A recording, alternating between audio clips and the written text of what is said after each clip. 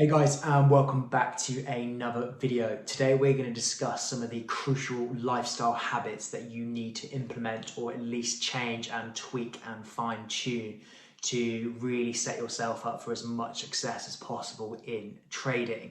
Trading should really be quite a mundane, quite a boring process. It should be very systematic, it should be very straightforward. You should have your rule set, your criteria, your edge that you've developed over the years. And it shouldn't be noisy, it shouldn't be emotional, it should be super mundane. As I said earlier, it should be very boring, it should be very straightforward. And so the habits we're going to go through today don't just cover in trading but all lifestyle aspects, because again, if you don't have those things in check, it can massively spill over on your trading performance in a negative manner. But if we do have them in check, obviously it can spill over massively in a positive manner. And it's not a lot of, these are topics that I don't see people ever talk about in this space. So stay tuned for this one. Let's get stuck in. Number one, it sounds super simple, but again, hear me out. It's get organized. And I mean both in personal life and in trading. So just in terms of trading, get a routine involved. So this starts from, typically for me, a Friday night. Wait for the daily and the week, the weekly candle closes, see where things finish up for the end of the week, and start your analysis either Friday night or Saturday. Once the market's closed, we've seen what's happened from a higher time frame perspective, and then you can start planning your next week ahead. Then look at your fundamentals, of course, and what's coming up for the week ahead to predict what days are going to probably be more volatile and provide more volume that we want, and where we may see some of our trades play out. But get organized to begin with. So when it comes to Sunday evening, yes, you definitely shouldn't trade a Sunday evening when it opens first thing, but even earlier on in that week, you have your plan, you know what you're doing, you know those select few things that are on your top end of your watch list that you need to be patient with, but you're there waiting in the background, ready to execute if things present themselves. But then on the flip side, from a personal side of things, if your personal life is messy, you're not disciplined. Again, discipline is thrown around so much, but it's such a crucial, if not the most crucial, sort of personality trait to make it in this game. But if you're disorganized, every day differs in terms of motivation, discipline. Some days you're exercising, some days you're not, some days you're eating loads of rubbish, and other days you're not. You need to get really, and again, I use the word, it needs to become very systemized. It needs to become almost quite boring, in the sense that you do the same things, you do them every day, you preferably exercise every day to a really good intensity. So again, it's great for mental clarity. Obviously, the better you physically feel, the better you're typically going to perform in the markets, because you've got a clearer headspace, much better mental clarity. I know it's not something people talk about a lot, but if you're eating clean, if you're exercising regularly, trust me, it gives you such better clarity on the charts, and it stops you making impulsive decisions or irrational decisions. It keeps things a lot more balanced, allows you to be in a lot more of a sort of a steady state flow.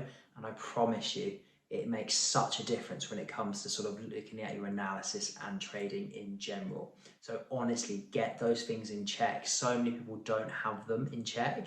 Please start analyzing that part of your personal life, because it can make a huge difference to your trading.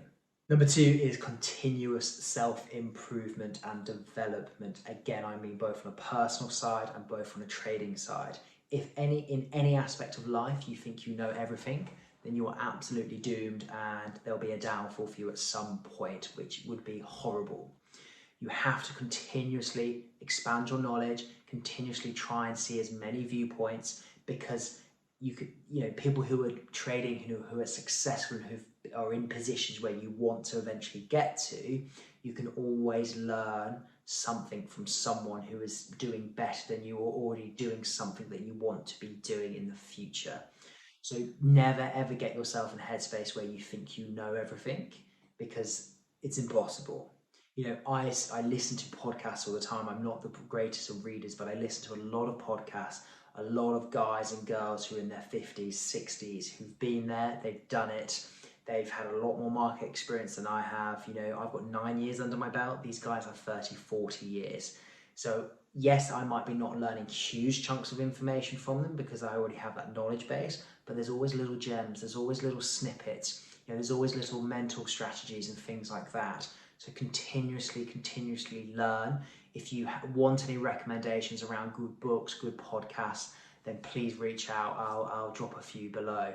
But always prioritize your education and further learning. It's the only way you'll continue that sort of positive momentum in terms of your learning and eventually long-term consistency, long-term and better results over year after year after year. Third of all, last but not least, is fostering healthy relationships around you. You might be thinking, what on earth is he talking about on a trading channel?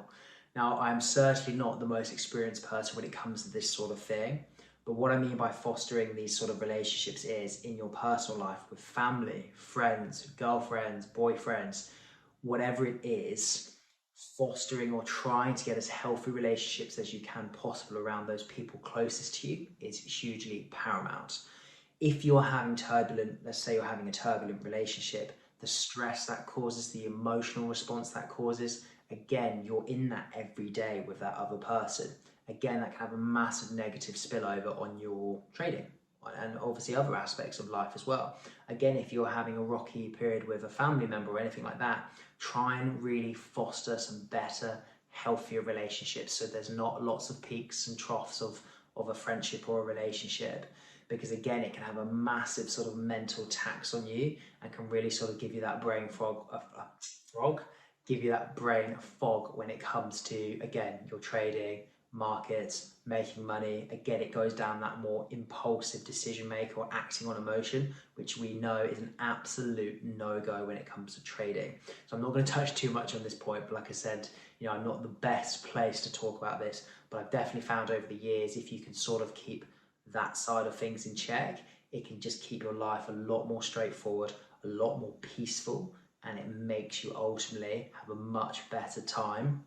Well, it's a part at least of fostering a much better time on the charts and again, developing that edge, developing that consistency, and most importantly, staying consistent. So guys, I hope that helps. Quite a sort of a quick video today. I just wanted to talk more about the sort of the non-trading stuff, because trading is not just something you rock up to each day like a typical 9-to-5 job is.